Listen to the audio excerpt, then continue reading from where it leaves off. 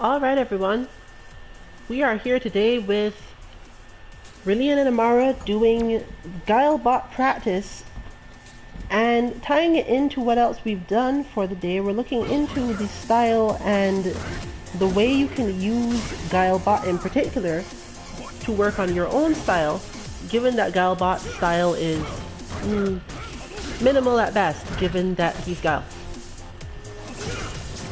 Now, if you're not familiar with the character too much and haven't been terribly beaten up online, Guile is defensive. He uses basically 2 special moves and uses a lot of down back motions, charges to set up his stuff. As always, this content is being rebroadcast from Amara 2MK channel to 2MK main channel itself with our full permission. So the GuileBot is fairly simple. I'm not going to go into the inputs for now. That will come later on in this stream. What we're looking at is what bulldogging is, how to use it, and how to use signature actions of your own to get where you want to go against the really defensive character.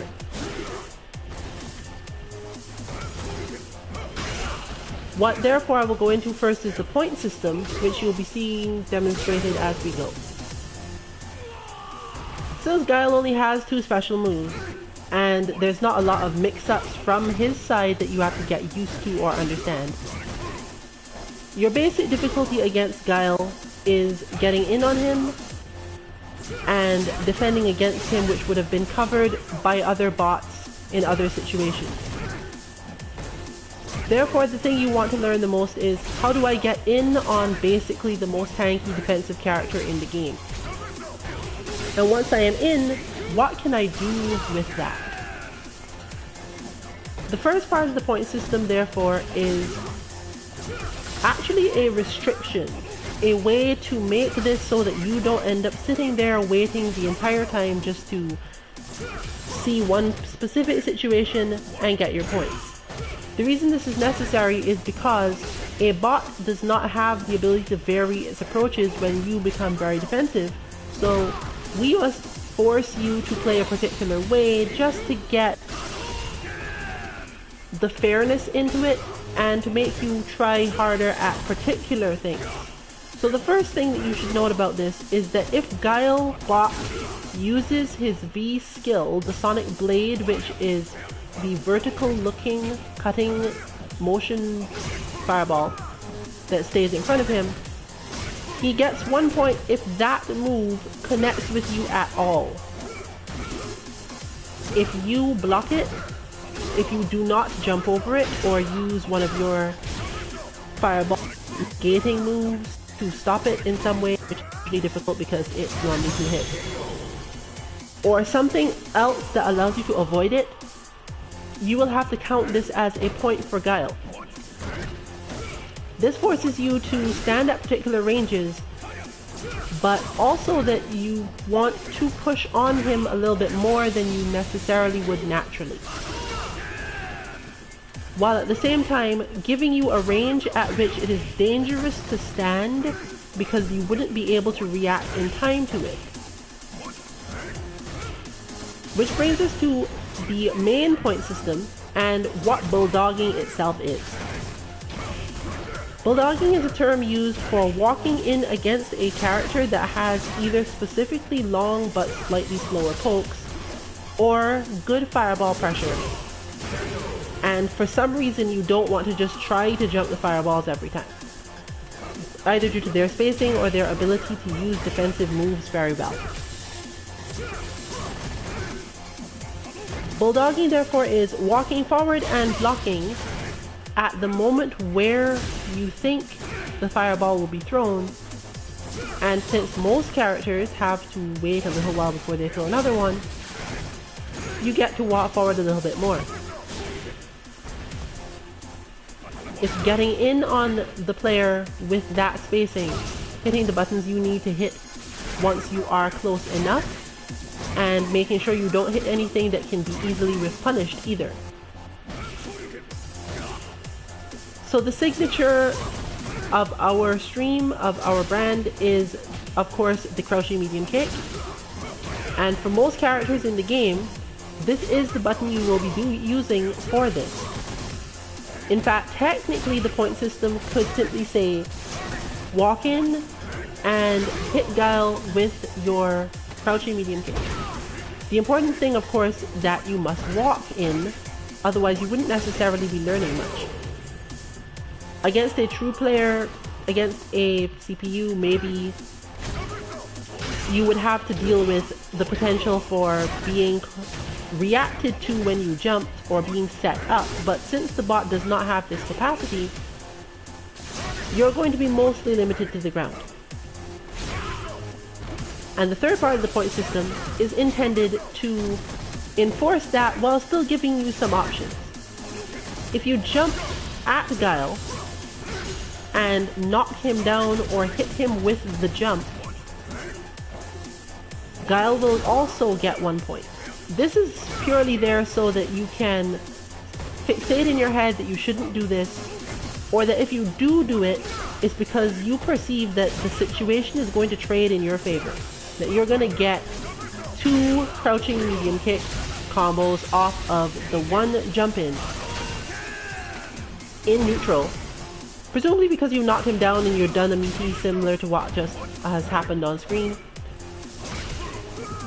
Or just because you didn't want to deal with some part of his fireball pressure and realized, I want to jump this because if I don't jump this, I could lose altogether. Maybe you're really close to getting the last point and Guile is very far from having any points, and therefore you just use that as the system to get in and finish off the fight.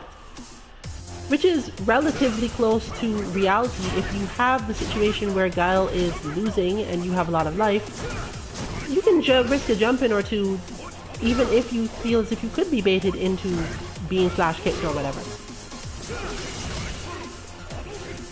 But the specifics of this come into your style and come into your character's more effective ways of doing these things. Ryu is a character who's very good at clipping people's toes with his crouching medium kick. Chun-Li is also good at this, but there are other characters for whom this isn't as easy, or it basically doesn't work at all with the kick. You might have to use the punch. The important thing is to pick something that you would actually try to use, but that is not actually just so easy that the Guile player would not be able to counter it. So, let's say in the case of Vega or Rainbow Mika, you could in fact give yourself points for using their slides if you wanted to. If you've considered it that your style is to actually try to slide under these things, that's perfectly okay because GuileBot should be able to punish you just often enough to make this regrettable. But it is possible, especially depending on how cleanly the GuileBot was input, that he doesn't really have a good way to deal with that sort of pressure, especially if you space it perfectly right. And you end up having to ask yourself, is this something I would do in a real match? That's where GuileBot's simplicity disappears, and the style of the player using the bot for their own improvement must be taken into account. You have to decide what exactly it is that you try to do against Guile in the first place, and therefore what you should be trying to do to give yourself points. This is one of the bots where the point system itself may not be flexible because it's intended to set up a certain situation, but the actual action that you use to get the points can definitely be flexible. For example, due to the fact that Guile's soul back kick, also known as the upside down kick, actually goes over low attacks, there are times when using your crouching medium kick may not be what you want because he will hit you.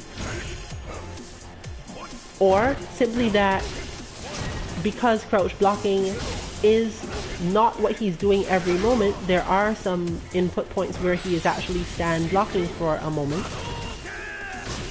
or simply the range of the button, all contribute to what exactly is you personally choose to do against Guile.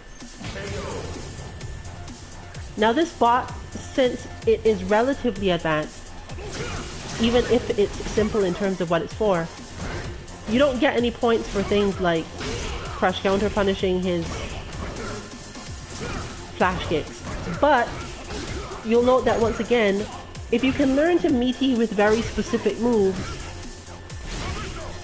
after basically knocking him down, especially if the move counts toward your style point, you can decide, I'm giving myself the point. I'm giving myself the point because, not because you have done the crush counter combo, but because you have done a crush counter combo that leads into a meaty, and the meaty itself then lets you get the point. The other important part of the bot though is that on some level it trains two other things. One being hit confirms, and two being general Guile matchup stuff, reactions to stuff Guile does. As Amara is now demonstrating, when Guile's upside down kick is blocked, and if he immediately attempts to go into anything directly after it that would actually hit at that range, you can normally clip his feet and you can normally get something out of it.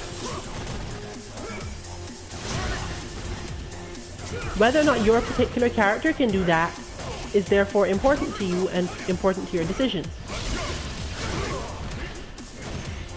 He's also been given the V trigger, but this is not mainly for the purpose of actually using it. This is more so just there to remind you of the feeling of it, and if you want to practice any special things with making sure that you know how to stop his V trigger, or deciding how you're going to block it, or just feeling getting pushed out and how you have to deal with getting back in, those things have been added as well.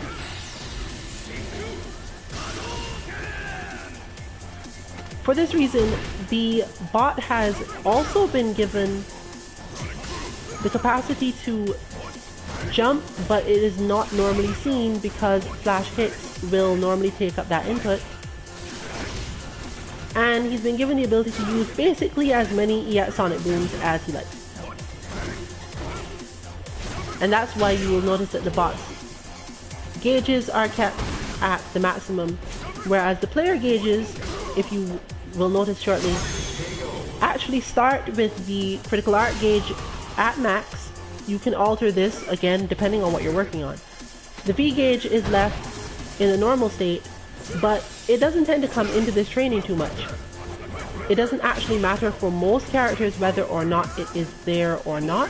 If your character's good combos from Bulldogging happen to only come off that, then maybe that's what you want. Plus, it's fairly cathartic to just be able to hit them with super occasionally.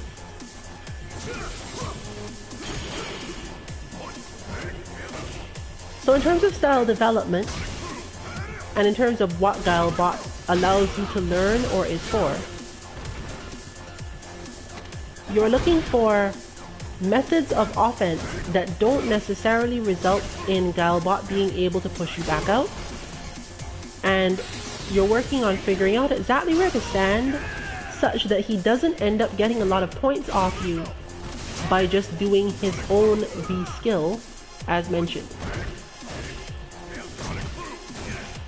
He's good at chip damage, but not terribly good.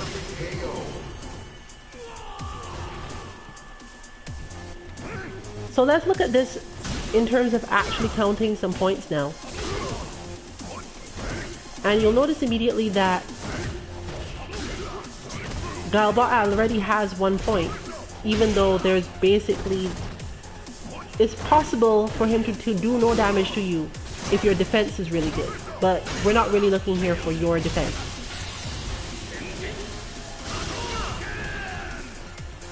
So he's been pushed back, but again manages to get a point, primarily because of spacing being slightly off. The difficulty in bulldogging with footsie characters, for example, is knowing exactly when to stop walking forward, especially against an opponent who is potentially walking backward. And that is part of the reason why the crouching medium kick and other lows are so important to this.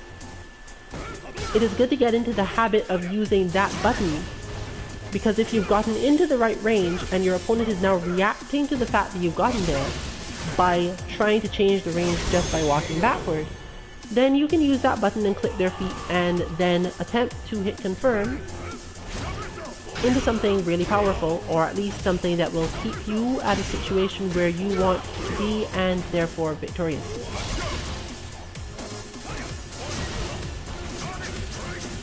But as you can see, Guile is not going to make that easy. And he's specifically set up such that for each type of character out there, even grapplers, even though this is a little bit more difficult for them, he has a response to most things. For example, please remember that his upside down kick is in fact throw invincible for the most part, and therefore if he happens to use it while you are walking in on him to throw him, he would in fact be able to deal with you.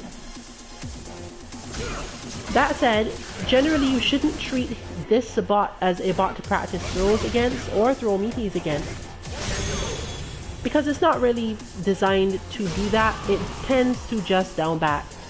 And while that would be very good to learn how to deal with in terms of Guile as a character, a Guile player tends to be a bit more ready for you, whereas with the bot you could learn some patterns and decide how to approach it just to get the throw and defeat most of the purpose of it. Now, it also contains the crouching medium kick, which follows the upside down kick, but if you have knocked it down or forced the bot to block, it can end up just doing the crouching medium kick without any preamble at all. This is meaningful because if you have put yourself too close to the bot and you want to get away from it so that it can't hit you with the B skill and get a point, the crouching medium kick is there so that it can click your feet and end up pushing you out of where you want to be.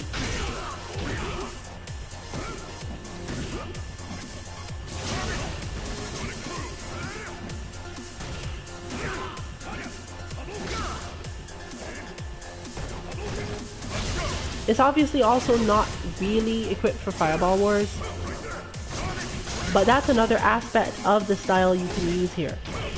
If your character has a good way of dealing with fireballs, especially a good way of evading them, it is actually quite possible to get points by evading and then attempting to deal some form of damage before Guile can block. But this can often be difficult, mainly because the bot specifically tends to block a lot. However, since this is about developing style-based points,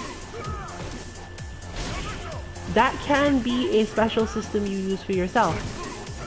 If you have a character who easily evades fireballs and moves in on the opponent, you can simply give yourself a point for either doing that, or if you find that to be too easy, doing that and then a specific thing after that, which will often work because the specific thing after that will normally require a specific spacing as well. And GuileBot, while it does not move around a lot, it throws fireballs at not quite random, but it does throw them at different speeds, and it does throw them at different timings based on where it is in its own shifts. So, while you may have the ability to, say with Vega, EX roll through the fireballs,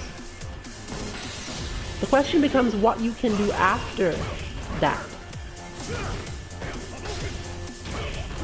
If you EX roll from too far away, there's a chance that you will either get hit or not be able to do whatever follow-up you've decided will be your own point system, which will cause you to get back to the point of trying to space yourself correctly such that you can possibly react to it or other actions. The current GuileBot also has the sweep, as you've just seen, and it has the ability to do its B skill and leave that as a neutral without actually throwing anything through it. Like that. So it's not necessarily easy to know how to react to seeing the V skill on screen, because it could simply not do anything else and you would then use a move intended to go through fireballs and possibly get hit still. And it is also quite likely that when it does that, it has a decent chance of flash kicking soon afterwards.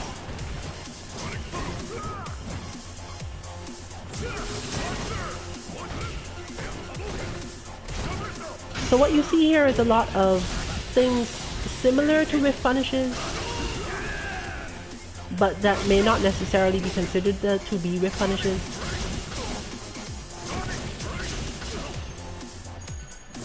And above all, a lot of defense.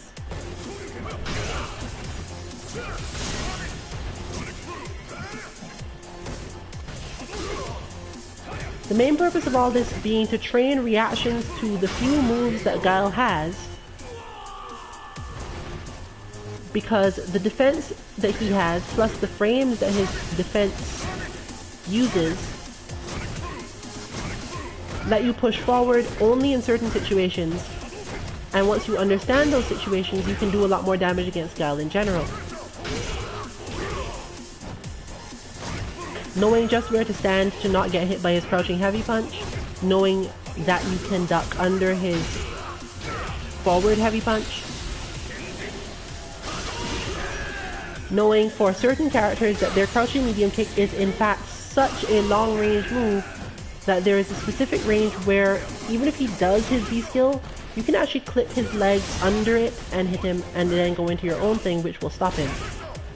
I wouldn't suggest necessarily trying to do this on reaction, it's a little difficult, but it can be done.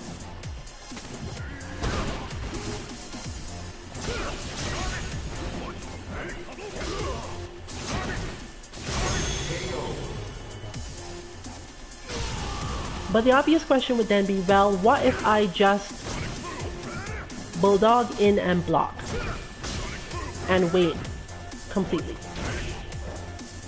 This is an option that is not only open to you, but it's supposed to be.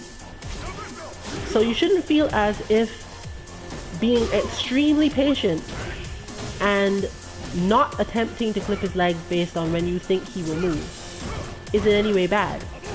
This could in fact be, again, your style. I wouldn't say there's specifically any points you could use for it, but if anything, there's probably something you can get off it.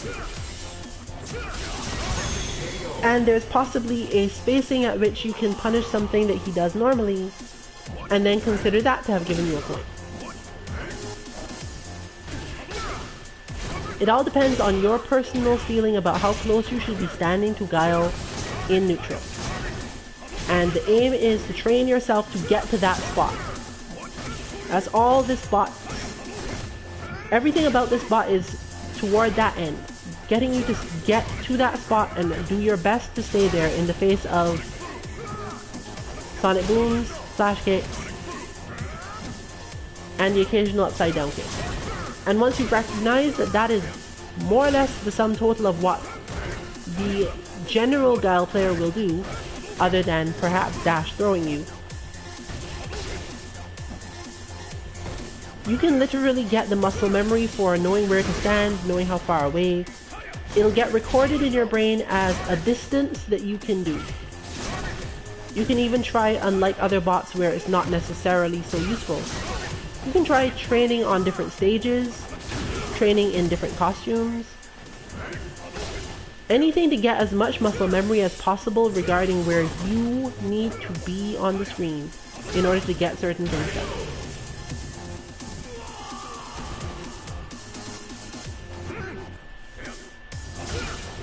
Now, as for other zoning players who are trying to learn to deal with Guile, if you want to create a point system for that type of situation, there is another option that becomes available even if you don't specifically change GuileBot. if you want to practice your zoning against GuileBot, all you really have to do is set your own critical art gauge to normal. Or possibly to minimum, but I don't remember if it has that option.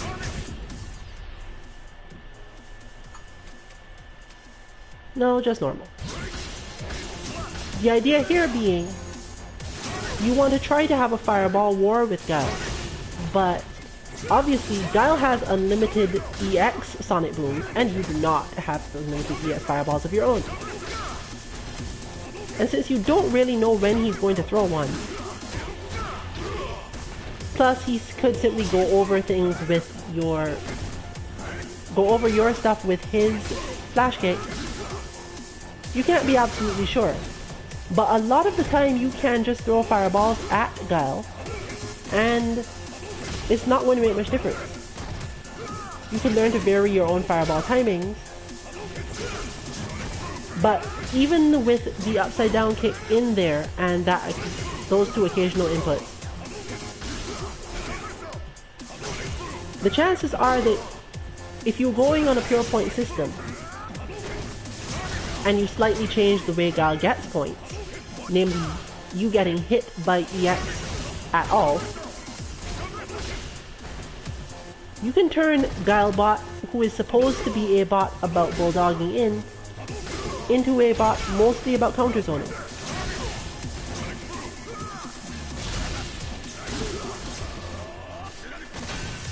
Hitting him with your own fireballs basically becomes the challenge, but his luck and your own awareness of various things, when to block, when to expect different types of fireball and so on, change many things. It also teaches you very effectively at what ranges you can throw a fireball because the opponent has done something other than fireball, or because the opponent has thrown their own. In fact, you can see it easily demonstrated here that if you throw a fireball because Guile has done the upside down kick, or more the medium kick actually, the crouching medium kick is more so the reason for this, but if you see him do the upside down kick and then throw your own fireball, there's a chance that he'll just block it. You can't assume that because he has moved that your own fireball will now be available as an option for doing damage. But you can keep him out. We did, however, give him the medium kick, flash kick, to make this even more difficult. There's some projectile invulnerability on the flash kick in a way that if you try to get through it with the fireball and he just simply reacts with it outright, you may not get anything. You can also obviously, as seen here, attempt to throw your fireball from too close and get clipped by something.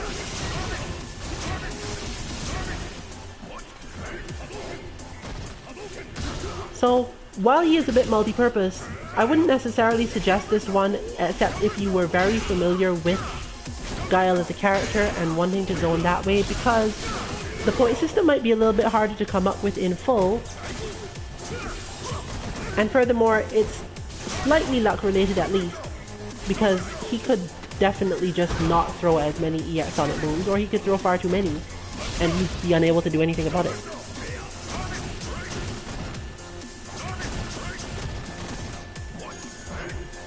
That said, counter zoning as a general thing would have been covered mostly in GuileBot because you can know what to expect.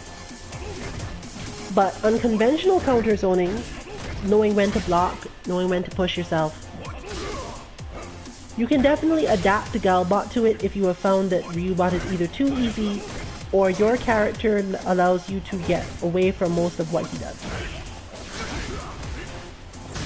Korean players, for example, will find that staying at the other side of the screen, waiting for something, and then just doing Rasenha is a decent solution to this, especially as a counter zoning solution. And Guile doesn't have a whole ton he can do about it.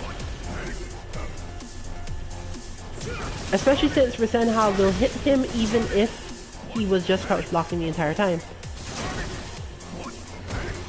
However, it's fairly obvious that for most Karine players, in the Guile matchup against the real opponent, they'll see a lot less full screen booms, and therefore their focus will in fact have to be on using Karine's powerful footsies to get close,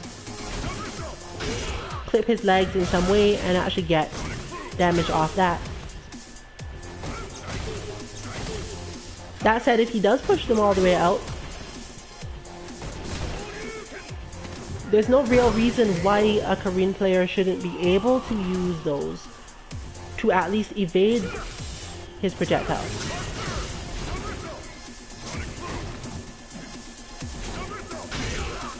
However, this is fortunately built into the bot in a different way, and therefore wouldn't require you to do too much change mentally to do it.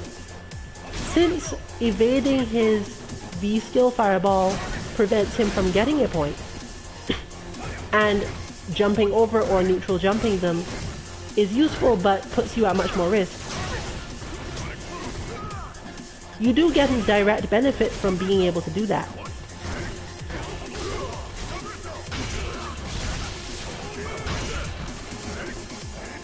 For people who are not familiar with the Guile matchup, he's also useful for just learning the basics of punishing his flash kick specifically, and you can vary him or change his inputs very slightly to give him the capacity to do ES flash kick, though obviously with the current settings this would cause him to do it all the time. Also, he is our first bot for whom option action side is not specifically required anyway, so if you realize that your particular playstyle means that you become susceptible to Guile dashing in and throwing you, then you can simply change the input, and this will be listed as a variant on our site to mk.org when the GuileBot is available, probably at the end of this weekend. Fortunately, there's not a whole lot that needs to be finalized about him, and it will be mostly just variants and specific explanations, or just random ideas that the team has come up with as to how exactly they or other people they know with different characters can maximize their training against Guile using this particular bot.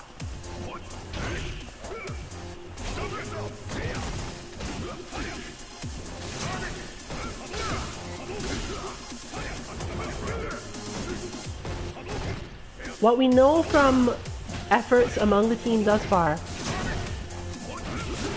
is that it is definitely helpful in understanding what your character will get away with. Even if you don't necessarily get the points, you will tend to learn a range at which you're safer from most things, and that is a very important thing to know in this match, especially since the way that Guile treats the jump-in game from his own side, it can be frustrating to players who are not used to having the option of jumping in so cleanly shut down relative to their normal playstyle. If you play against GuileBot for long enough, it's quite possible that you will simply stop thinking of jumping in as an option for the match in general, which is likely to save you a lot of damage. And then the moments where you think, okay, this really is a good idea, I should definitely jump in now.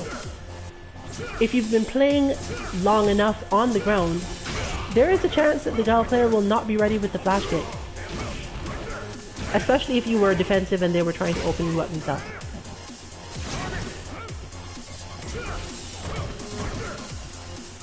The final thing you can use GuileBot for, in very specific ways, is learning to set up your own cross-up jump-ins, if your character happens to have any of those.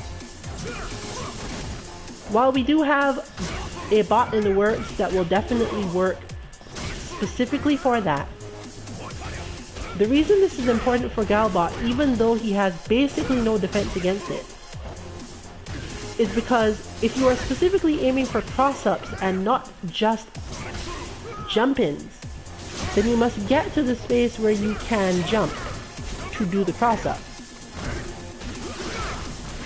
Either by knocking him down and placing him in that situation, or moving far enough forward that when you do jump, it will count as a cross-up.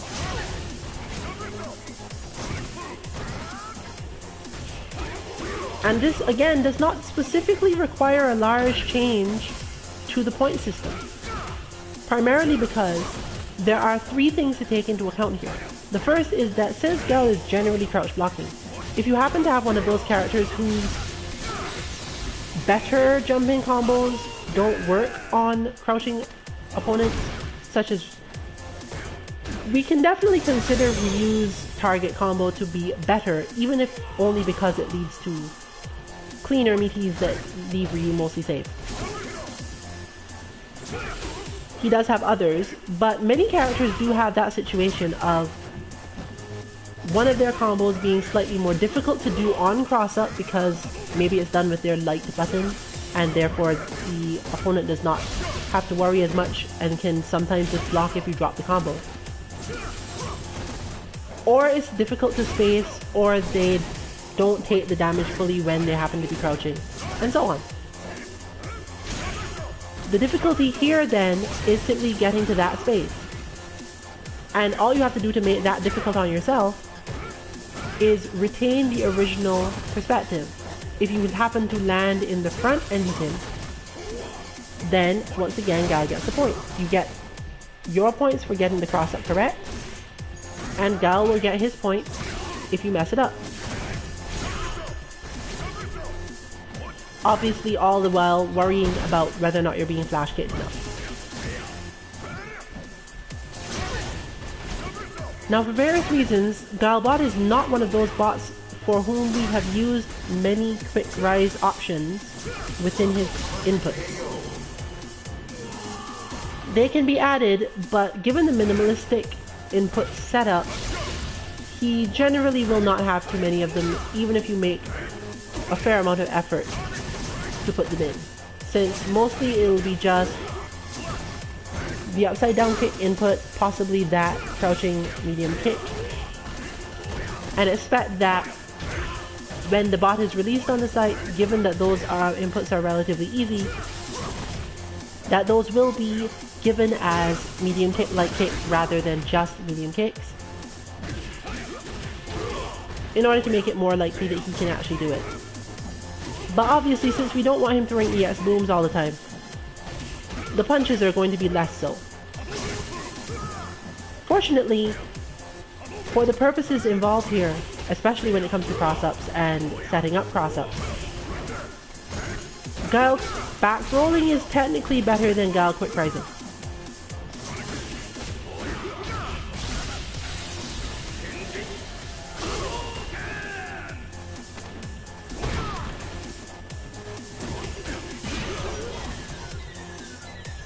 So for now, that covers all of the main ways that we intended for GuileBot to be used outright. And the variants will again be available on the 2-mk.org site when the GuileBot is released. I expect to see it within 2 to 3 days, as there isn't too much to finalize.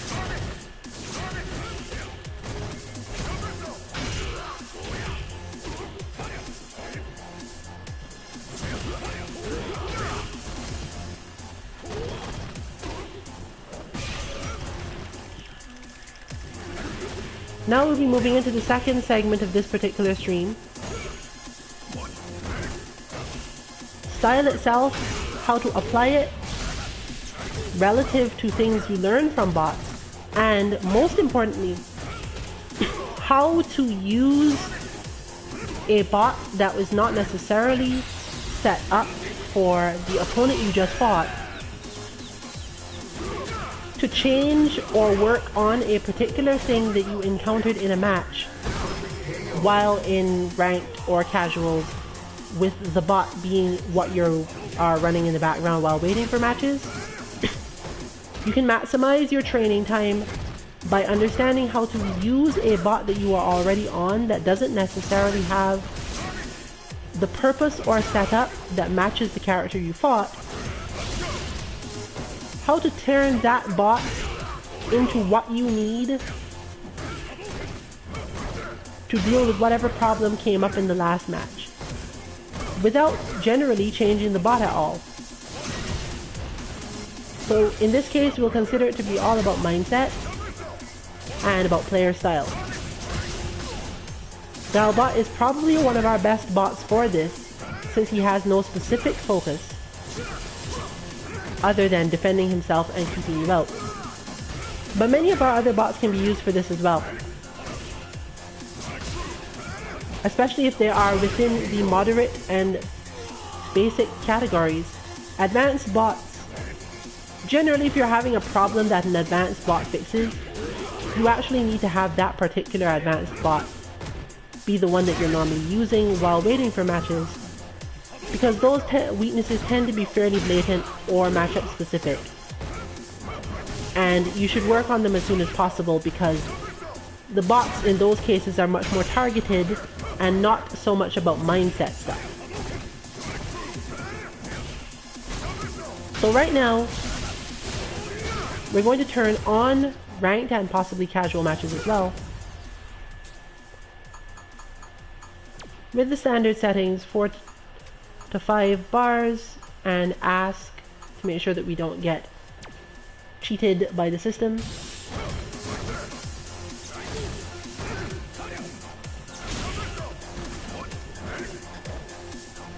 And we're going to use this to learn both how to play a particular style and how to use your bot effectively, even though it may not be the bot for the situation you encounter.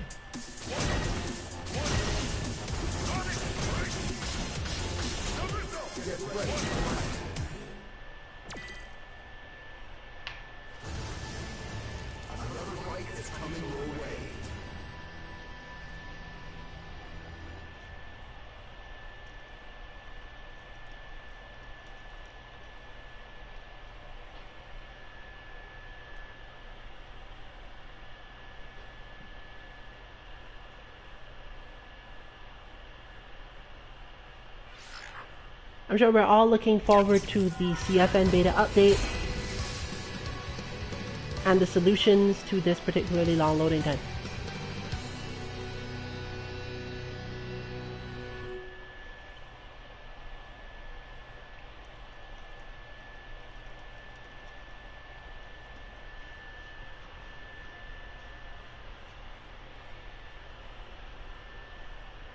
I seem to remember this person by name, but I often think I remember people by name.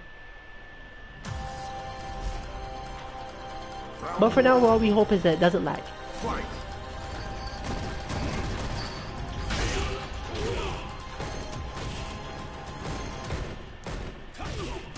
So during the last open mic session, if you have not seen it, Justifying and Kanzuki Dynasty were going over some of the specifics of Amara's style development at the moment, and certain flaws that appear because of basically not believing in certain things. We're not seeing that problem here, of course, because she has been working on it. But we are definitely seeing an Akuma that is not afraid to do more shoryus than is strictly necessary.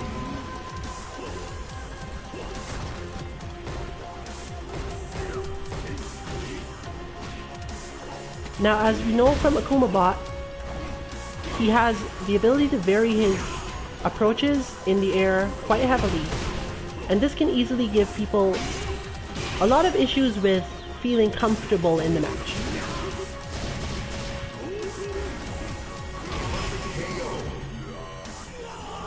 This is primarily because we don't generally want to defend against Akuma as much as is necessary. But it is necessary. Until you have trained heavily certain reactions probably against the Akuma bot itself, or just in general, it's very difficult to beat Akuma in ranked, because the Akuma player is the one at the advantage. Generally, the attacking player is at advantage primarily because they already know what they're going to do. They are the one who is in control of the mix-up. You are the one that has to decide, what do I think they're going to do and can I react in time to it? Unfortunately, since we are not yet on patch, it is not simply safe to wait up with Light Shoryuken as a general way out of Akuma pressure.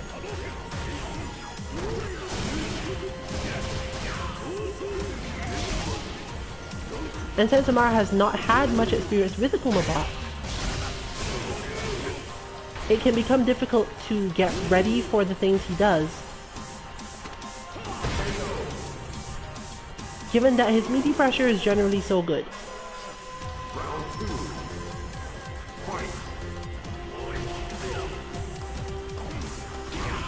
The other reason is that most of Amara's style does not specifically do well in terms of countering Akuma.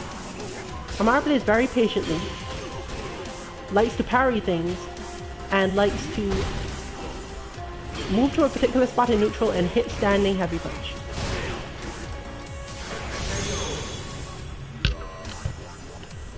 But against Akuma, he has so many mix-ups that get through parries and alter the way that he moves in neutral to the point where it's difficult to just punch him in the face, that you have to take a certain amount of risk in order to do it.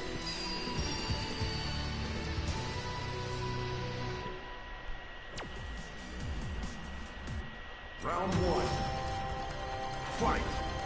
Now the risk can be extremely calculated, but it's still a risk. And it's difficult to become comfortable with the idea that you could just get this wrong flatly.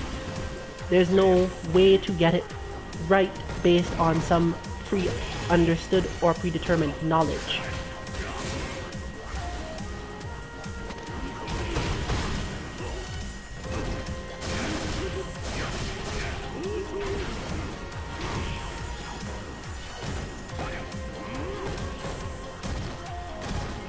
Mostly you just keep blocking and hope for a lot of things to happen.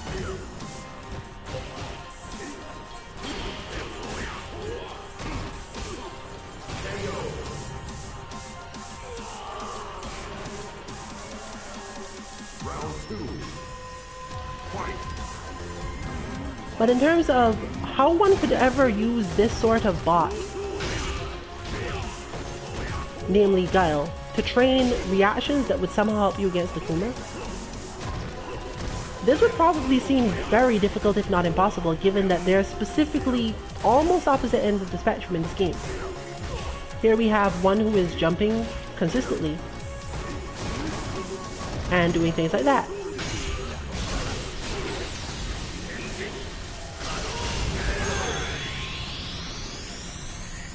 So you wouldn't immediately think, well, okay, when this match is over, regardless of how I've done, I'm going to go back to my GuileBot and use GuileBot to solve problems I had in the match. You would generally think I should be fighting AkumaBot.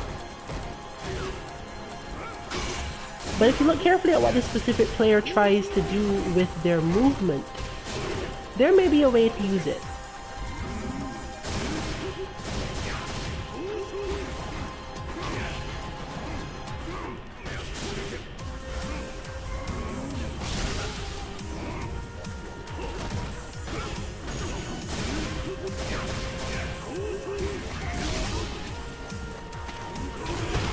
The key being that in order for this Akuma to play the way they're playing, they have to really trust that jump in. And really trusting that jump in to that level requires that they feel as if they have control of the neutral enough to jump.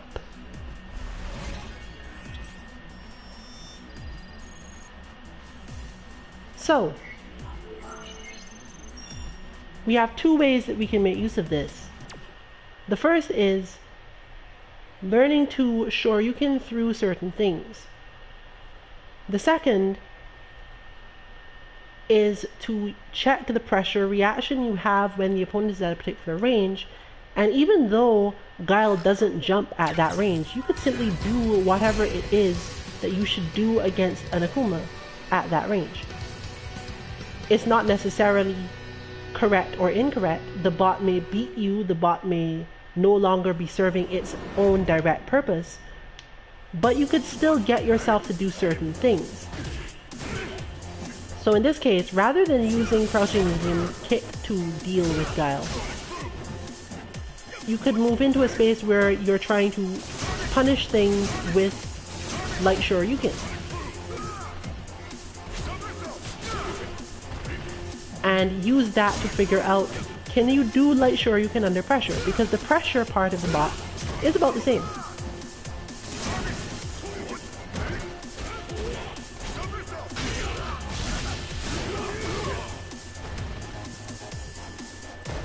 Then it becomes a matter of figuring out which aspect of the bot you can use that against, and therefore recreating your own temporary point system.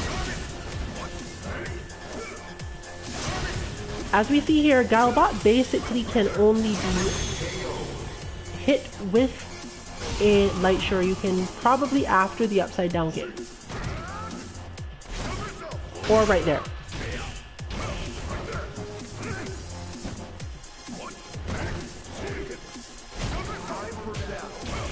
So it is entirely possible to make that your condition. Even though the light shoryuken does not hit, it does, however, completely evade his follow-up crouching medium kick right afterward. Which means that if you are looking for the correct situation where you have been hit by upside down kick and then react with light shoryuken, you can at least get yourself to feel a situation under which you are doing light shoryuken in a pressure feeling.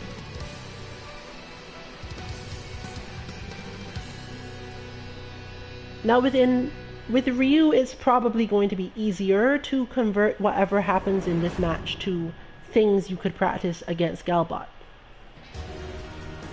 Round one. Fight.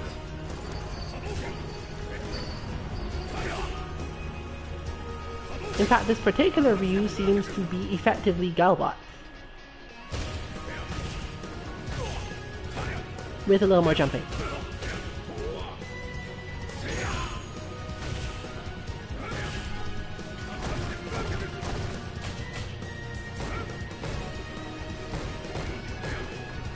And in this case, this allows you to use that piece of information to push them back and lead them into thinking that they need to jump at this particular range. Or that you can get to a particular range and yourself do a cross-up. But you will note that the overall situation is very similar to GuileBot in that you're trying to get to a very specific space. The difference being that it might not be the same space.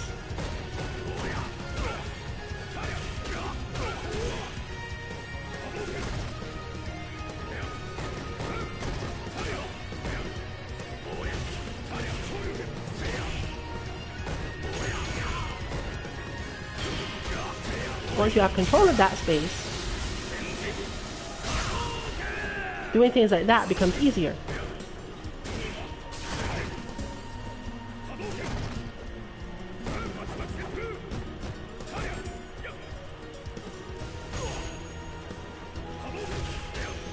Because of course, bulldogging does not apply only to characters throwing fireballs. Bulldogging is at least applicable, if not an actual component of footsie.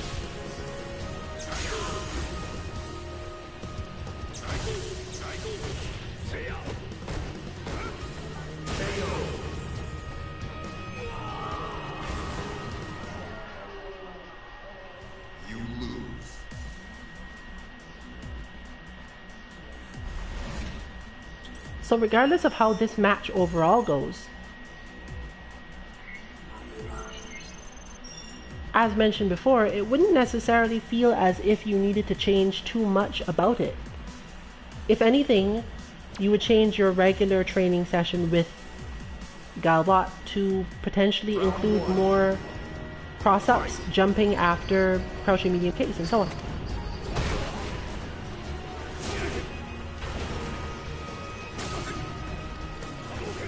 Because we can expect that their defense is going to be very similar.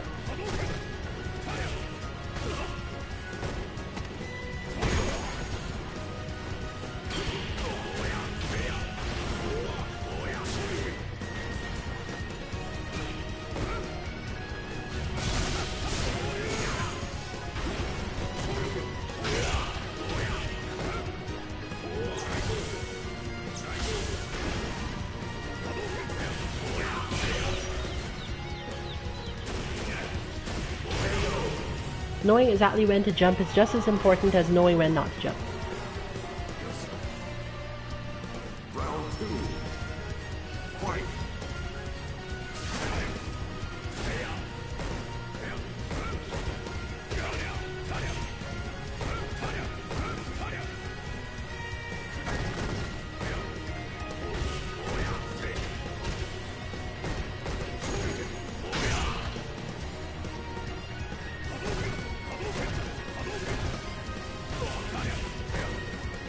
So we're seeing similar to the counter zoning strategies here as well. Unfortunately, that didn't work quite as planned.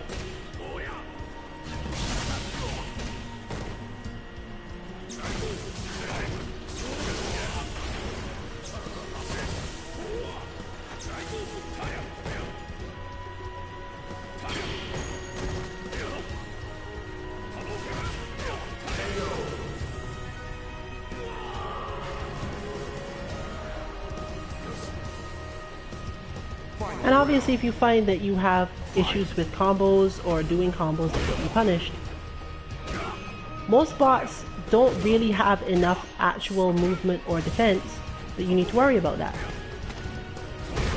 Rather than doing them on a standing dummy, basically any bot is useful enough.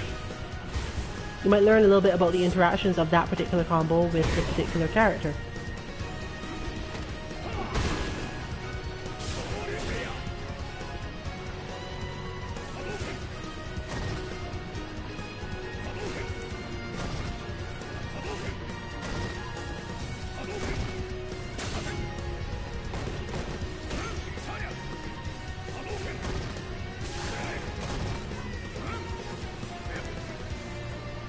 So we've got the opponent Ryu moving away here, which isn't the same as Guile in general, but the response to it shouldn't be all that different overall, in terms of when you can get your damage.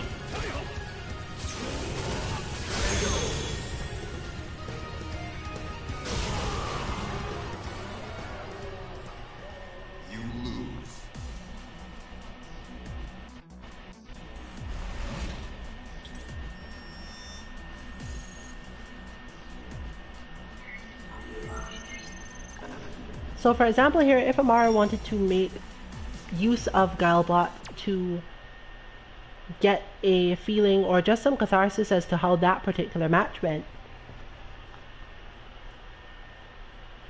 stuff like mixing up things on jump-ins could be a good option. Since he doesn't have throw defense, that doesn't really come up.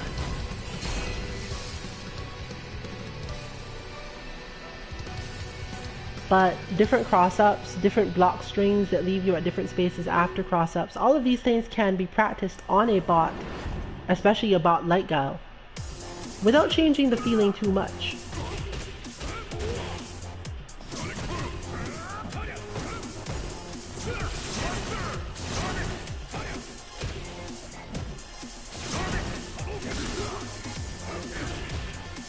And if you happen to have time to look up some new combo or similar, you can again check what this particular combo does against this bot in this situation and so on. Fortunately, if you have as good internet as we do here, it doesn't take too long for more matches to come. But that also is important. The fact that even the small amounts of time you get to use between matches can at least help you feel out what happened in the match, what you might want to work on later, what you just didn't do well because you were under pressure. And the bot recreates the pressure enough to have something happen.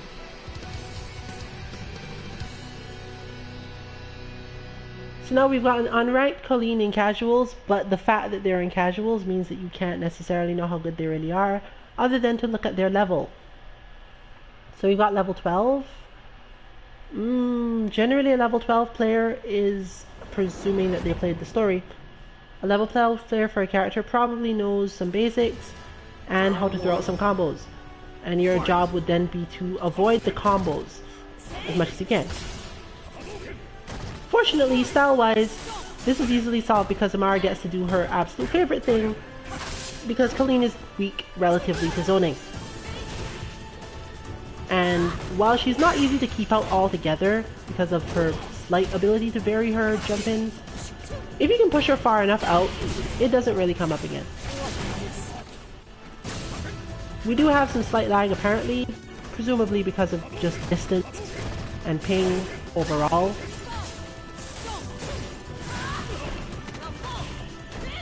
Some issues with mix-ups, but this generally isn't too bad when you are playing online, especially in casuals, because it's mostly going to come down to learning a player's patterns and taking a bit more damage than you would have otherwise if your reactions could have covered the situation. Another important thing to generally deal with. Round 2. Fight. However, if you find that you have problems actually doing certain of your combos within lag, generally this is not something that should be happening to most people, because most combos don't have enough specific confirms to require this. Maybe certain things for certain charged characters. I know that there are certain Chun-Li combos that become difficult to do in lag because of having to mentally confirm a particular part of the hit, but you can usually do most of them overall. If you find it difficult to do punishes in lag, that is almost certainly not your fault. But a combo overall that doesn't require much of a hit confirm, you can generally use share play with a friend who owns the game. Share play lag tends to be a bit worse in terms of the amount of lag there is. It can get to start feeling like you're playing underwater, but you're not really trying to learn to react in lag. You're just trying to learn to trust your combos enough to do them without worrying about it. And if you learn that there's a particular combo you can't pull off due to lag, then you'll quickly learn that and then not do it anymore, presumably. You can have a whole repertoire of stuff you turn on and off based on how laggy it is. Now this Guile player seems to know very well that Guile is relatively zonable and therefore can't just stay back against Ryu.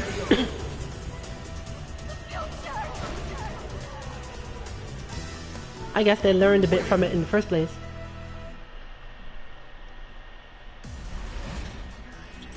And that brings us back to looking into how to use the GuileBot to get something out of that. Which again, is similar to Akuma. It would seem to be fairly difficult. Fight.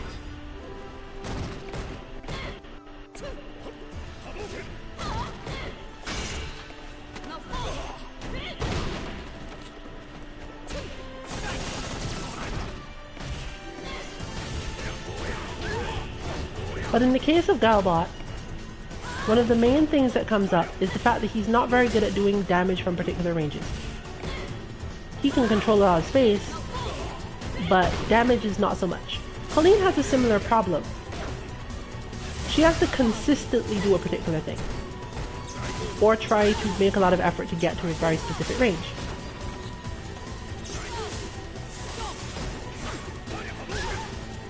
And it's easy for her to mess up something and end up in a situation like this.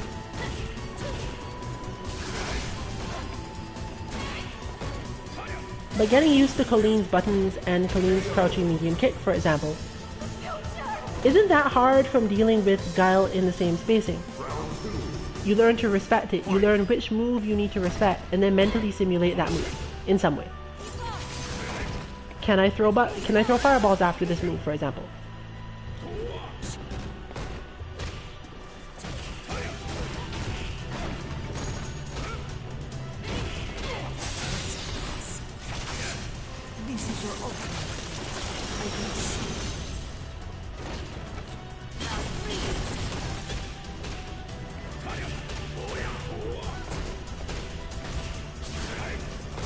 Similarly, there are pressure strings Colleen uses where V-reversal is the answer. And you could train yourself on any bot to do V-reversal stuff if you knew what you were doing.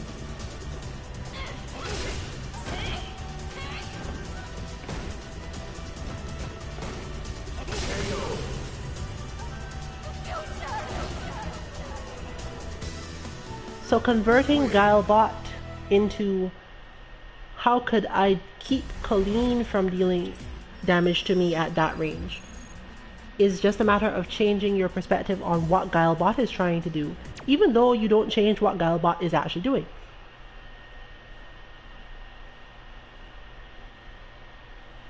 Guile is safe after a regular sonic boom, and you're supposed to respect it. Colleen is basically safe after her crouching medium kick at max range, and you're again supposed to respect it.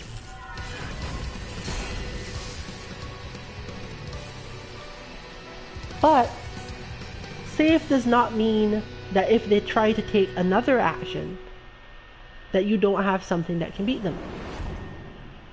And the question is, what is the something you should be looking for?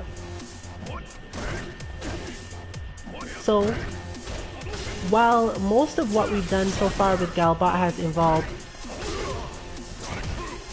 hitting things when he does the upside down kick, it is possible to stand at a particular range where you could throw a Hadouken after it.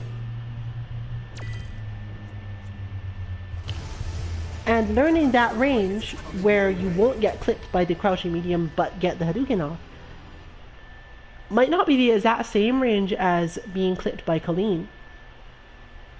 But you can spend a couple seconds mentally telling yourself, okay, I need to be here in order to do this. With Guile, I need to be here in order to do this. And it will just help you bring the Colleen experience forward with you so that you remember that sort of thing in the next match if it comes up. We're back to another Ryu mirror. And as usual, we're not really sure how much this person is going to be a specific type of Ryu before we start. Ryu tends to be very versatile. Hopefully, when patch comes, he'll be even more versatile. Round one. Fight.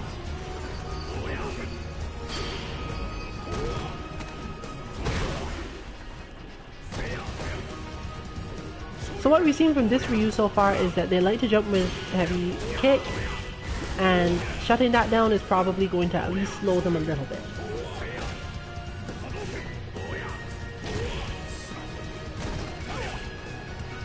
Now, as mentioned in the previous open mic segment, one problem Amara has in this sort of matchup is basically worrying that the opponent is eventually going to neutral jump.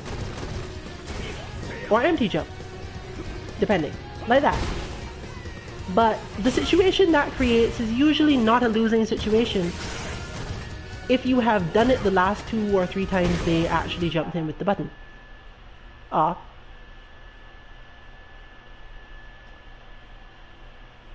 Let's hope that was on their side, because I don't think that the rage quit system is quite working right yet. And I've been the victim of points dropping randomly when it thinks it was me. Does not look like that this time. So I'm going to hope that they also didn't lose points depending on what it was, because I don't think that they were actually like losing out there. Now, while it's very difficult to feel that when it comes to GuileBot, there is a way to do it if you try really hard.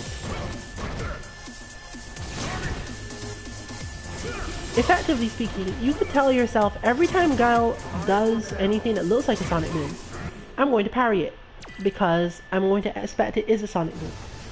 And get yourself used to the feeling of, okay, that wasn't a sonic boom, or it was a sonic boom that was too fast, or it led into something that I thought it was not going to be. And just get yourself used to the feeling of, I'm taking this damage. I'm taking this damage because my alternative would be taking more damage, or being in a situation I don't want to be in. I'm taking this damage because this damage is not the damage that puts me in the bad situation.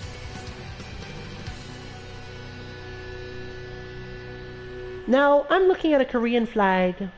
I'm looking at a level 1 Ken on PC rookie with a Korean flag. And I'm actually having faith in Capcom's matching algorithm. Now, I know it seems unreal because it could either be that they are in the US or somewhere within a good ping range and just have a Korean flag. This is a strange thing to be allowed to do, but what can you do? People move around. Alternately, maybe they're just on spectacular internet and the matching system says, you know what? This really is someone who you can fight. Because this does happen. I still haven't gotten back in touch with that person from the Seychelles. But then again, I promised I would get back to them when my Colleen was better, and Sandbag Casuals requires that my Colleen not be too much better. So, while this person is not GuileBot, they do a bit more footsies and are not as likely to randomly jump. The things that one learns against our GuileBot are generally useful here regardless.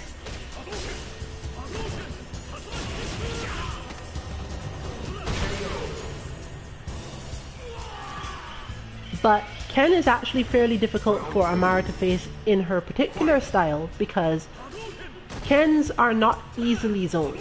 You can do it, but they have enough counter zoning tactics that will lead to you taking damage that you shouldn't mess around with it too much. And then when you try to use these zoning knockdowns and similar to get close, he has slightly better range than Ryu in a lot of situations. Which means that the part of her style which she has to use is the most hair-raising part to use, namely parrying in neutral. This usually leads to a quick death because it's a very hard skill to practice, and we don't have a bot that particularly shows it. However, you will note that the same bulldogging strategy, while it does not specifically solve the problem, it does set up the same sort of scenarios. You could, rather than walking forward and using the crouching medium kick immediately, as soon as you find yourself feeling, if I try to crouching medium kick here, I'm going to get hit. And if you're really that sure that you're going to get hit, then you could parry. Of course, as I said, this is extremely hair-raising thing to do. And hitting the parry just once, for many players, can be really difficult. Because it's a really weird pressure situation. But it allows you to train a different feeling. If you realize you walk forward a couple of times, and the parry comes too late, or the parry wouldn't have made any sense, then it also means that you could have hit the crouching medium kick. Probably. That way of training yourself to see the failure of one thing as an indicator for the success of another is something you can use both against bots and people. Usually quite effectively. So going with the same bulldogging strategy as before overall, if you realize, hey, I'm not actually getting my parry to work because I'm hitting it too early, or they're walking back and forward and I'm not actually parrying at all, then you could simply say to yourself, well, you know what, maybe bulldogging will work more on this person, at least for a little while. Because they don't seem to be the sort of person who throws out buttons to stop me from walking and doing crouching medium kick on them. If they were doing that, then presumably the parry would be working.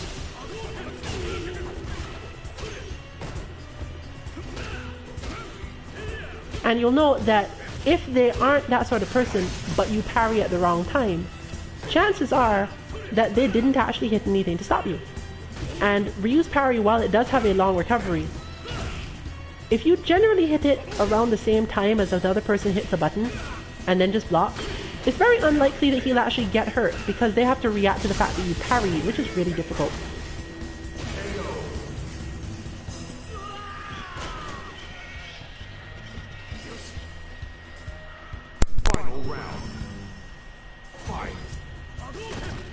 So here we see them moving in a way that involves pressing buttons. And now they're going to probably try to put on more pressure. But the previous situation, the previous system was basically going fine. And, more importantly, This is allowing us to get back to possibly a Ken that could be zoned. Changing the flow of these things matters a lot.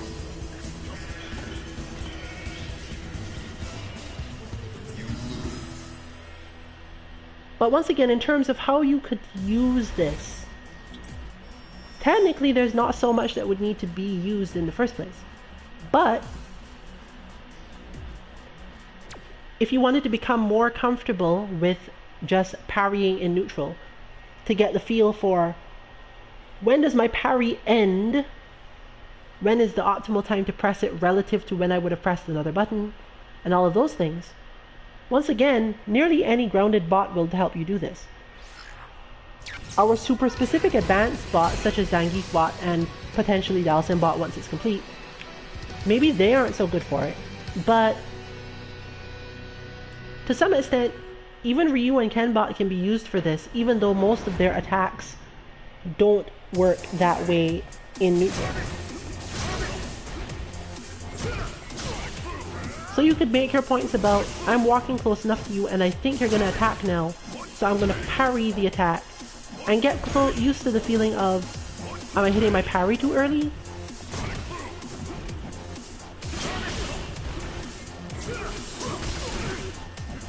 Or am I hitting it too late? What is a parry in neutral supposed to feel like? The same thing happens for Bison, even though Bison's timing is different. The same thing happens for Fang, even though Fang's is mostly about avoiding. Characters like Karin and Ibuki who use footsie buttons for this, it doesn't apply to them because they probably wouldn't have had the problem in the first place. So you never need to feel that. They would have ended up with some other problem in that matchup. Presumably the Ken would have adapted. And then they would have had to come up with a way to make GuileBot work for that. But you can take this piece of information and go, well, I don't feel as if I know the parry timing on a bot I've been fighting. Therefore, it's not strange that I can't do it in a match, or that I find a particular part of it difficult. And that's another reason why bots and the checking of your own skill sets for particular things using bots is so important. It's easy to get down on yourself when you feel as if you should have been able to do something in a match because you know conceptually how it should be done or what should be done. But you can use the bot to test, I know how to do this, but can I actually do it? Can I actually do it consistently enough that I should be here saying to myself, well, I should have done so much better in that match. Now, it might be really discouraging to realize, no, you definitely couldn't have done better in that match, and that was going to happen regardless. But at least then you know. At least then you don't feel, oh, I got beaten by a rookie Ken from across the world, and I don't know what I did wrong.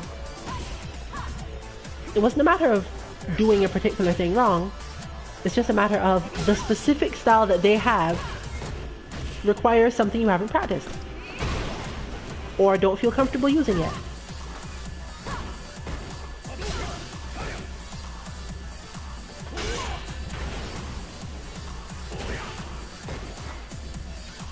With Cammy, we see that this is easily possible as well, because Amara's style against Cammy and Karin and other footsie characters often involves literally just punching them in the face. Round 2. Once they've gotten used to the idea that she will punch them in the face, then other things can be done. You'll note that that button is actually like -1, I think, or is it +1? I believe it's -1, and therefore, if you are feeling comfortable in neutral, if you feel like you have the spacing right, you really can just hit Ryu standing heavy punch. It preempts a lot of things and just feels comfortable, and it has great pushback, so it's not as if most people can immediately go, okay, I'm gonna hit my greatest button now. They may need to dash in. There may be some mix-ups you'll fall into, but you don't have to worry as much as you would for certain things.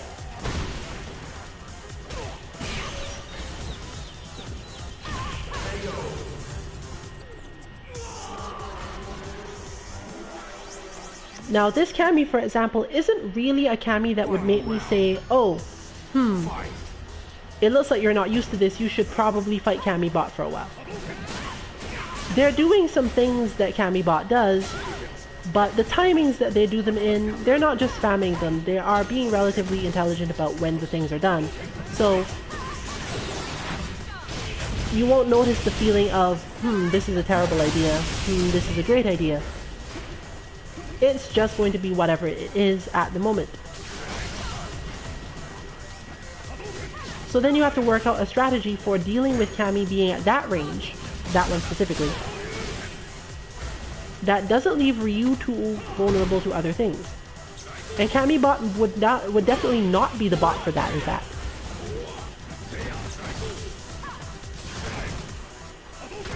Because GuileBot doesn't stay at that range, and many Kami don't stay at that range.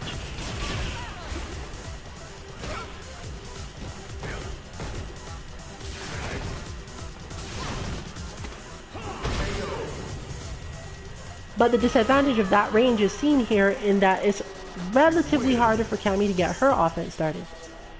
Perhaps they move to that range in anticipation of the standing heavy punch, wishing to whiff punish it, which we saw them do at least once. Or just because it seemed like a good idea. But this is another aspect of style that can be used strongly to your advantage, actually. If you do a certain thing often enough to make your opponent try to counter it, and you know your own style well enough, it becomes easy to recognize when your opponent has moved to counter you, and then stop doing the thing.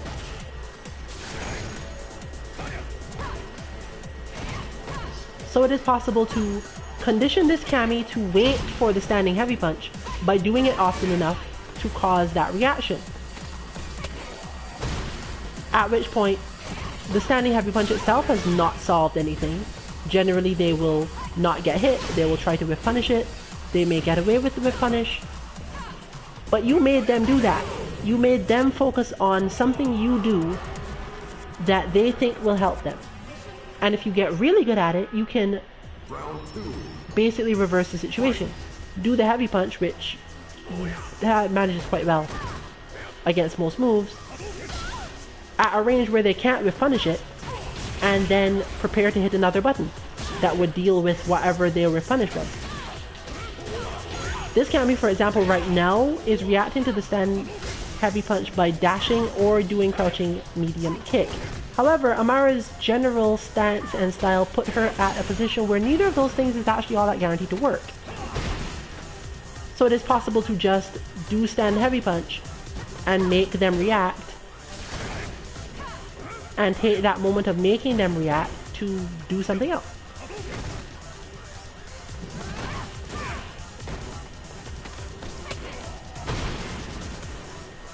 Of course, training that sort of thing, especially when you're already thinking about it and everything else in the match they could be doing, can be really difficult. But if you know your own style really well and get used to it, it stops being so difficult. And that's how style evolves in general. Final round. Fight. So stand heavy punch there, and we see that the person's reactions for the whiff punish, if you don't hit it too often, they're not necessarily going to be ready for it in the first place. If you do it at a semi-predictable spacing, you can do stuff like that. Because they'll think, okay, it's my turn now, but depending on what button they want to hit and what button you have available to you, again, they're trying to react within this game's limitations of lag, spacing, difficulty with frames, all sorts of things.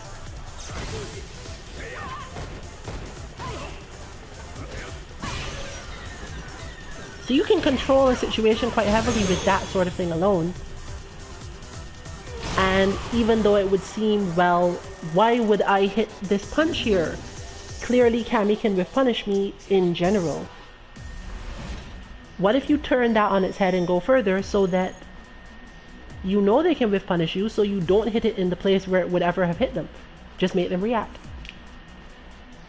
Because many players cannot do that. It is an extremely difficult skill to recognize when your opponent has done something out of the ordinary and still react in time to do the correct thing.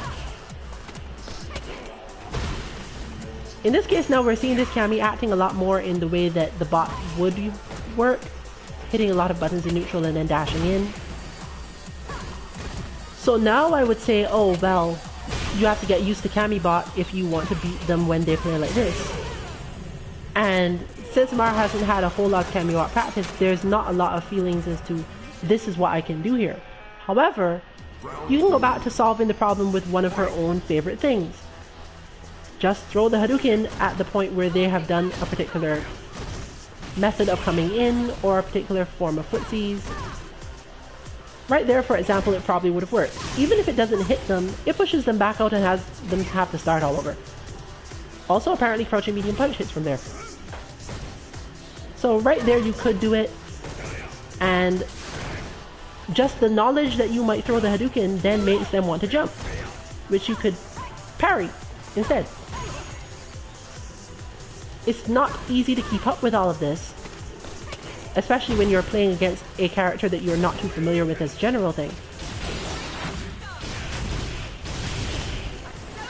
But if you focus your style enough into a particular form, the uncertainties disappear, and only things like completely surprising situations will start to get to you. At the end of the day, the Kami approached in 3 ways, and there was technically a way to cover all 3 ways, but it's a matter of style, practice, and confidence to be able to do that on demand. If we are going to say, for example, we're going back to GuileBot and we want to figure out how to make that work there, we could look at the range at which you could hit stand heavy punch, at which Guile's responses don't hit you. Aside from flash kick, because flash kick is itself. Like that.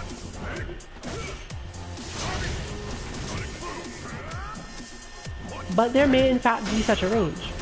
Also, that is interesting to know. That is not it, apparently. At least with regards to the upside down kick, that was not it.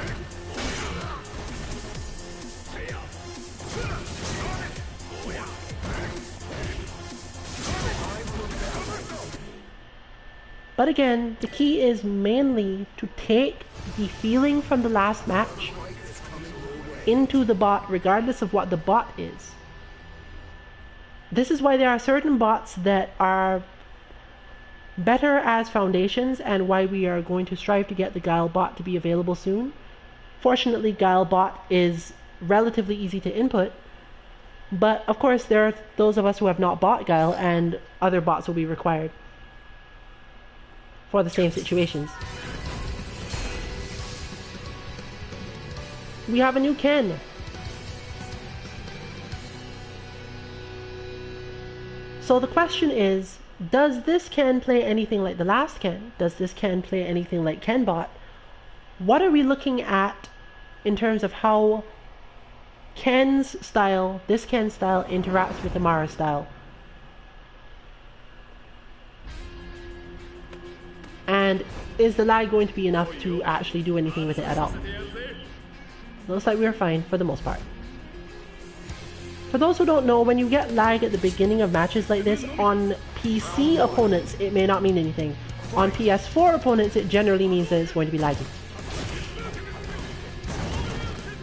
Okay, well, the first thing we know about this Ken is that they are definitely willing to show you can in certain situations, and that appears to currently be 2 situations that mostly involve people being close to them. Ow!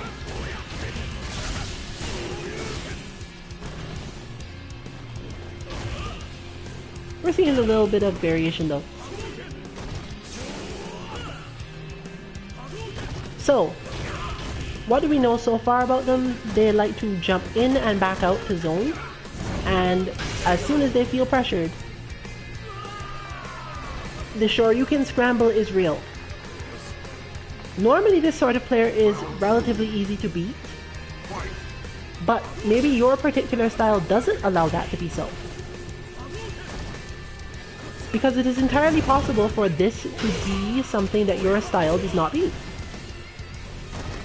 It's easy to feel like you don't know what you're doing if you are beaten by someone who basically spams shoryukens and sweeps in neutral, but no.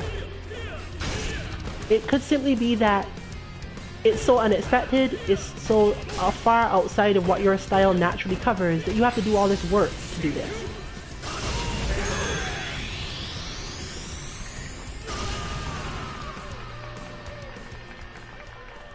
So even though Amara's style handles this easily, this is partially because Amara is actually fairly defensive as a player, and therefore it doesn't really come up. It doesn't occur to her to specifically push on an opponent who is doing shoryuken in scramble situations. Okay, they're picking that back up, fortunately. So her ability to be patient and not feel as if her character needs to win by doing pressure means that, for the most part, if she can push this opponent into the situation where they feel the need to shoryuken, she can beat them because they will shoryuken. But that, for example, works. A combo drop will lead to the same situation. Not expecting a sweep after that is an extremely important thing that I would almost call it a tactic. And that is partly why GuileBot has the requirement that you be able to punish that specific sequence. Because if you aren't, what Ken can do after it can be really frustrating.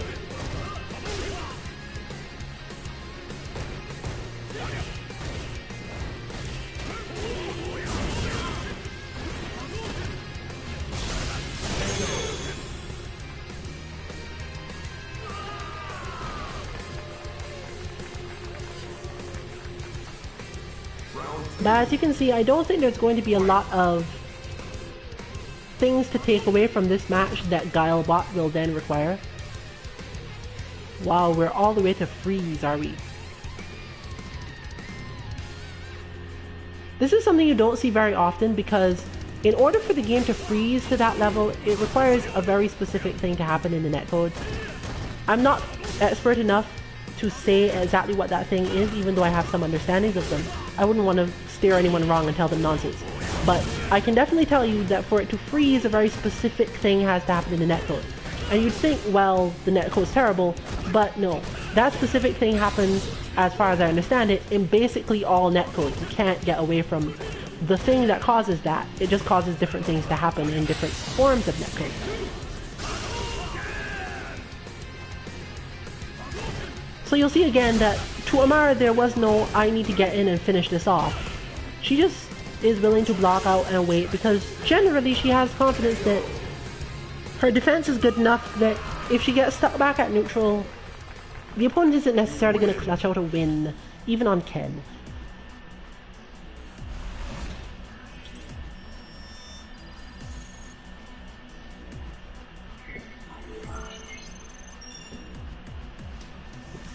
I'm being informed by OmniRabbit, who, let's just say he works with the internet, that the reason that happens is a very sudden, extremely high packet loss, Wi-Fi interference, signal drops, congestions at the source or somewhere out in the backbone. So, yeah, just as a general let's only rag on Capcom for things they actually didn't do right vibe, you can't do much about that. And the interesting thing is that because of the way it works, your opponent generally won't get too much advantage out of it either. Because it's not really that it's rolling back or that anything they're sending is getting through. It's basically all going to get dropped. And then a lot of stuff is going to happen all at once. So, unless they manage to walk up and throw you, you shouldn't worry too much about it.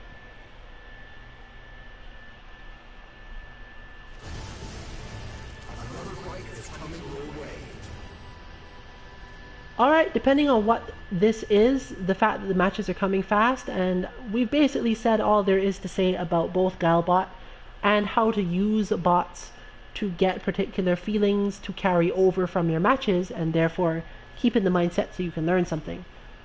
Since all of that has been basically dealt with, this is likely to be either the last set or the second to last set, depending on the opponent.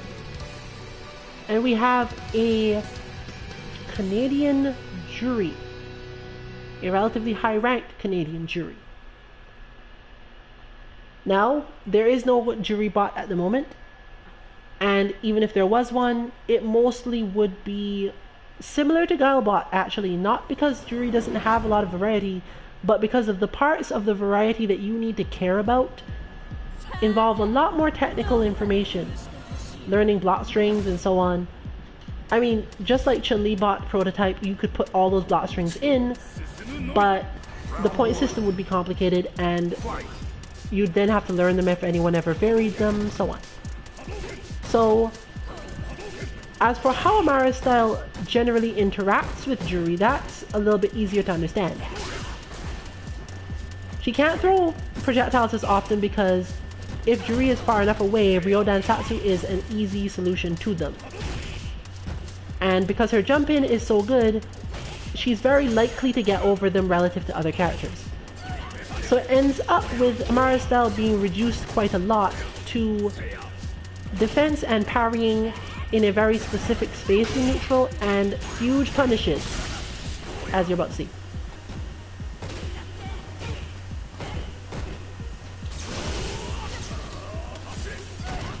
Using the projectiles correctly, however, does help a lot with the match because it makes Juri stay in a particular space, and the player normally expects you to throw the second one. That's probably the key in terms of her style and in terms of anyone who plays a heavy projectile based style. Not necessarily zoning, because zoning Juri is a different matter altogether. What you generally want is to throw them just often enough to make her jump, and because of the range that she'll jump from, she has to hit a button. And as soon as you've gotten Juri to the point where she has to hit the button because she has jumped, you can parry her. But keeping her exactly there is quite hard.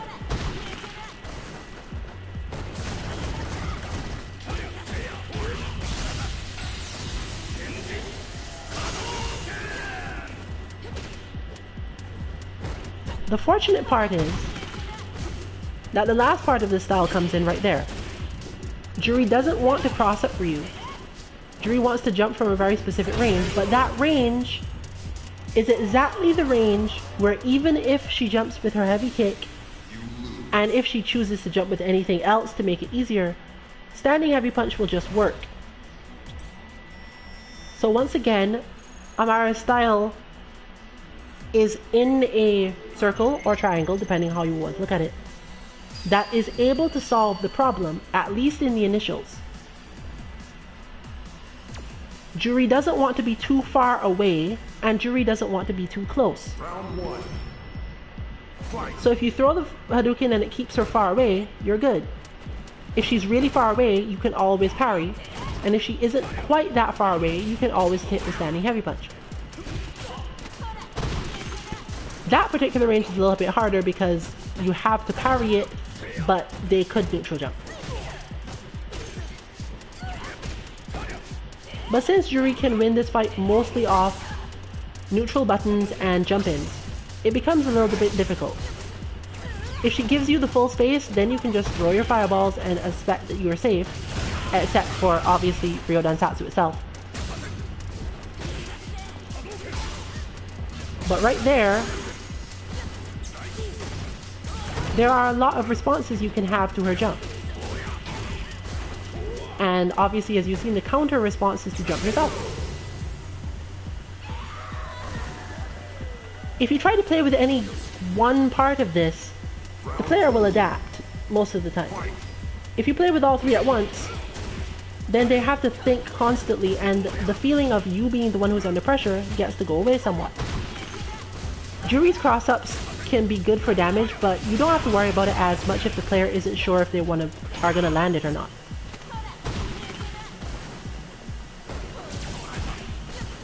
Right, and the reversal gets them back off to the same space you wanted them at, and it becomes possible to throw fireballs again.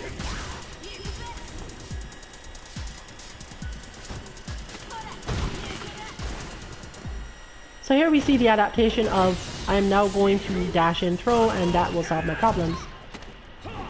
But it doesn't innately solve the problem.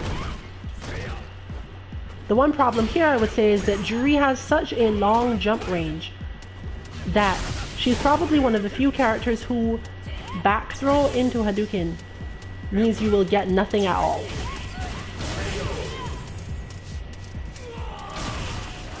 Now many characters can quick rise and jump after the back throw Hadouken, but it's basically only Juri, Alex, and to some extent Zangief who can actually do something that will hit you and get good stuff off it. Alex and Juri are probably the best equipped for this.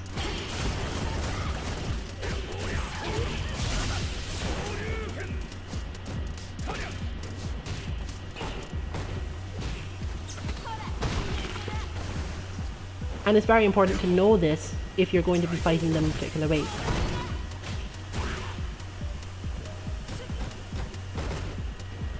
So this match is basically going to come down to how comfortable Amara is with watching Juri's jumping range, understanding the background in this stage and the fact that she's wearing colors that sort of blend in. All those sort of things affect how well you can anti-air certain characters.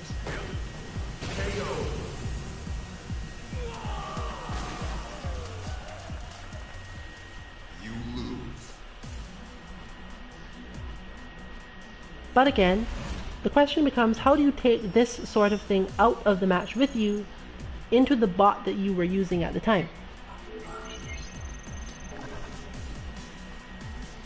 Well, the primary problem that you could see was if they're at this range, do this, if they're at this range, do that. And because GuileBot obviously has such things that it can be done, and we know that it will go through fireballs with its flash kick, you can still use this to form at least some semblance of a minigame. The question becomes, is there a distance at which you can throw a fireball at Guile in neutral where it will hit him out of the flash kick? Based on your own feelings. In fact, this is fairly important for a lot of things. Since you can learn a bot's rhythm overall, you can learn there's a specific point at which I can respond to a thing that you do and use that moment to throw the fireball. So you go back to zoning range, see something that gets done, react to the something, and see if you have a chance of clipping them out of their own next move. The good part here being that GuileBot will in fact do something that moves him forward and changes the spacing. Now for you, you could easily say, well, I'm just going to dash back and see if that reestablishes the space that I wanted, but he could keep moving. So even in that, you can manage to give yourself enough space to feel out a particular thing based on something you're reacting to. Unfortunately, you're generally not reacting too much when it comes to Juri at long range because she doesn't actually have to press any buttons to be a threat.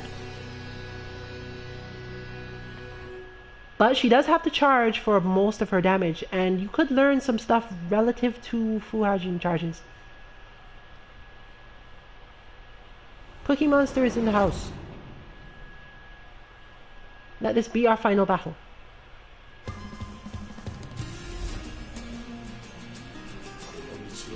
So the Ibuki matchup requires a very specific modification to Amara's natural style, but it's not one that you see too much of because it's neither easy to do nor likely to come up too often because it requires meter.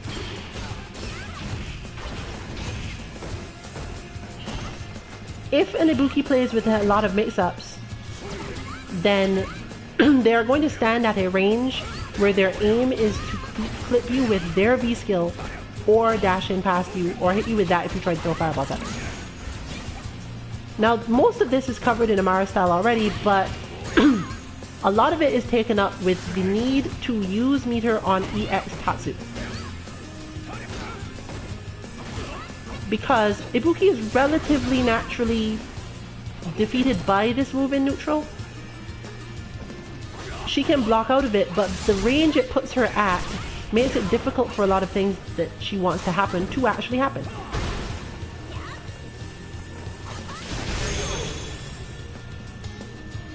And for those who are not aware, that move has really good range. It does not look it because you expect that it will hit when the kick hits, but all of you Street Fighter Alpha fans and old school players know that Ryu's super Hurricane Kick, as it was back in those games, does have a suck-in effect. This game does not necessarily recreate it. I mean, we could check, but I don't think it does any movement on the opponent at all. But to compensate, it allows you a lot of leeway and a lot of room to hit the opponent with it. And because Ibuki is generally not a character who can react to that immediately with a lot of things, probably Raida is the main one, it's not so easy to do that and end up losing as a result of doing that alone, that is. You'll get clipped like that sometimes, but it's not really something you care about too much.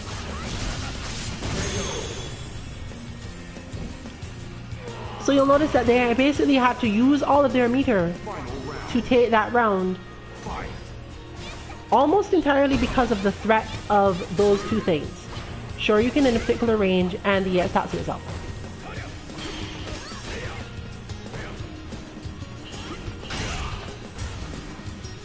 It also saves you from having to do a lot of things in neutral that would normally be easily punishable or avoidable by Ibuki.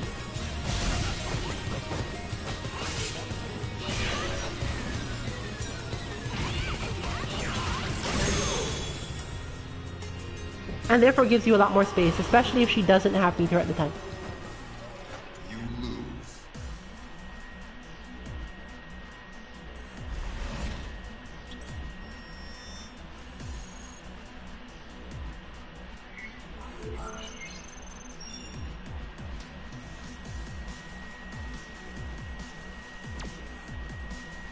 Round one.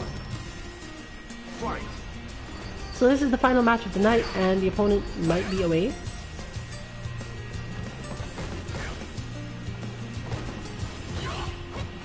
So the key point here being that they'll try to put on pressure for much longer now. And since again, Amara doesn't really have a whole setup for how to specifically parry Ibuki stuff, that part of her style doesn't get used as much, but that one does. And the important part about that being the further away she can keep Ibuki in general, the easier it is to control the match. Because it's hard for Ibuki to fluster you into making mistakes when you basically have her so far away from you that you can't get flustered.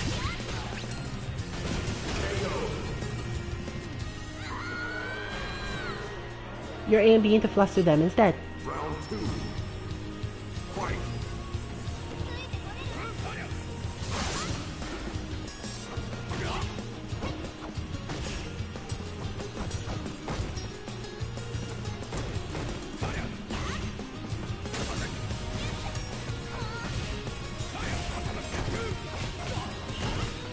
And other poking buttons in neutral are now usable primarily because they are no longer feeling as comfortable in the space they normally are comfortable in. And the Yatatsu is what allows that to be a thing, because they end up in those situations, and because they end up in those situations and stop being willing to just hit buttons randomly, You win. then you can clip them with other buttons. You can poke them even with standing heavy kick, as shown before.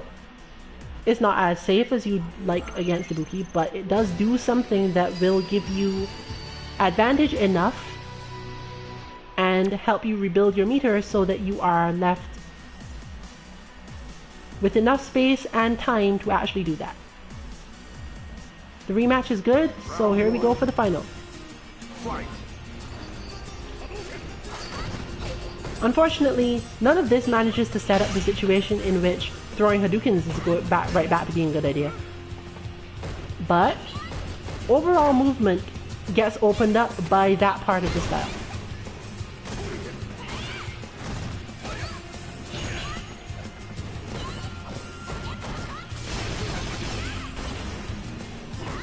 Because the Ibuki player from longer ranges could keep up their pressure were it not for that move, or standing medium kick, but standing medium kick will usually lead to them still being able to do something because they could walk away from it more easily, they could just block it and be pushed out to a range they want to be at, whereas yes, Tatsu pushes them to a range they don't want to be at, right there.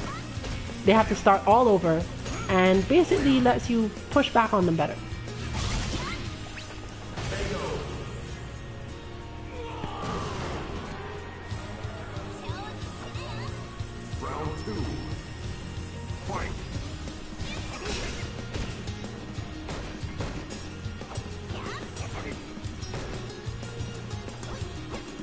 So the key here was, again, building up enough to get out of the pressure if the pressure starts.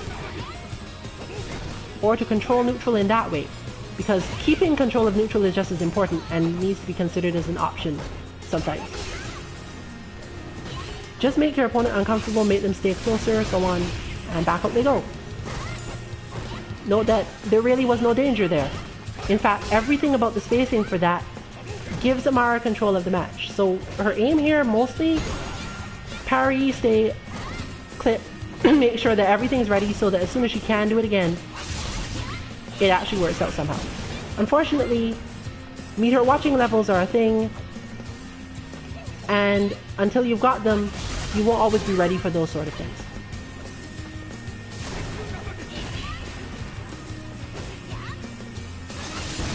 It does, however, matter where the ES Tatsu hits. I haven't mentioned that because I wasn't specifically saying that anyone else should use this in the Ibuki matchup. It takes quite a bit of practice. And again, integration into your style to know how and when to use it. So it's not really a thing you take and tell someone, oh, against Ibuki you should do this, without taking into account whether or not their style benefits from the space it preserves or makes it work because of the space they tend to be in.